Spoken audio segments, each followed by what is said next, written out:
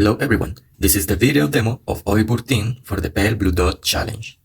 Situated in the southwestern region of the province of Santa Cruz in Argentine Patagonia, the next development is located in proximity to the Perito Moreno Glacier in the Los Glaciares National Park. This is a UNESCO World Heritage Site that serves as a sensitive indicator of global warming and a critical place for assessing the impacts of climate change. The following visualization is composed of three images of the study area, the true color, surface temperature, and the snow index. The images correspond to the date placed above of them. Additionally, below we have the historical change of the mean temperature and the snow cover percentage in red and blue lines respectively. Dot gray lines shows dates with presence of clouds, and the dashed red and blue lines the trends and the corresponding measure. The results of the image analysis reveal insights into the region's response to climate change.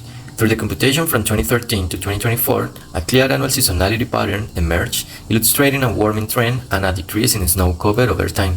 The regression analysis further confirmed these trends with a positive slope indicating rising temperature and a negative slope signifying diminishing snow cover. These findings emphasize the role of the national park as a critical indicator of global climate change and highlight challenges of the climate action in this unique natural environment.